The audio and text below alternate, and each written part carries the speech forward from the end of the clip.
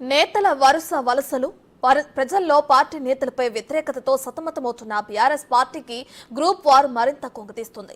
నేతలందరూ పక్క పార్టీల్లో చేరగా మిగిలిన కొద్ది మందిలో వర్గపోరు పక్కుమంటుంది. పట్టభద్రుల ఎమ్మెల్సీ ఉప ఎన్నిక సమీక్షకు నల్గొండ, ఖమ్మం, వరంగల్ ఉమ్మడి జిల్లాల నుంచి కేటీఆర్ 130 మంది నేతలు హాజరు కావాలని పిలుపునిచ్చారు. కేటీఆర్ ఆర్డర్స్ ను పక్కన పెట్టేసి ఏకంగా 100 మంది దాకా డుమ్మా కొట్టారు.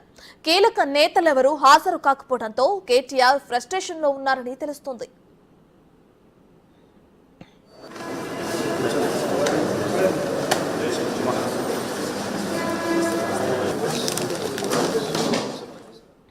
ఎమ్మెల్సీ పట్టభద్రుల ఉప ఎన్నిక అభ్యర్థి ప్రకటన ఉమ్మడి వరంగల్ బీఆర్ఎస్ నేతల్లో వర్గపోరు బట్టబయలు చేసింది. రాకేష్ రెడ్డికి సీటు కేటాయించడాన్ని సీనియర్ నేతలు తీవ్రంగా వ్యతిరేకిస్తున్నారు.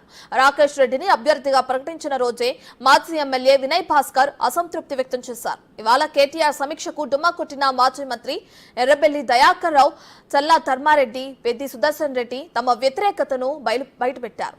రాకేష్ రెడ్డికి సీటు ఇవ్వడం ఖమ్మం, నల్గొండ నేతలకు ఇష్టం లేదనే సమాచారం ఉంది.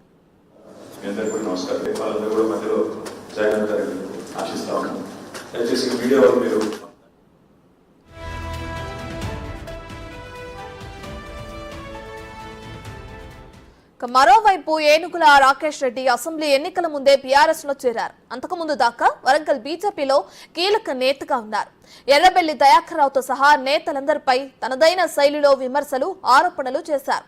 పార్టీలోకి వచ్చిన వెంటనే ఎమ్మెల్సీ టికెట్ ఇవ్వడం సీనియర్ నేతలకు రుచించలేదు. అటు పల్లా రాజేశ్వర్ రెడ్డికి ఆయన సన్నిహితుడు కావటం కూడా నేతల్లో అసహనానికి కారణమైతే కొన్నాళ్లుగా పల్లా ఏకపక్ష ధోరణి నేతల్లో అసంతృప్తికి దారితీసింది. టికెట్ ప్రకటించేటప్పుడు తమకు కనీసం సమాచారం ఇవ్వలేదని గుర్రుగా ఉన్నారు. నల్గొండ, ఖమ్మం నేతలకు సైతం సమాచారం ఇవ్వలేదని తెలుస్తోంది.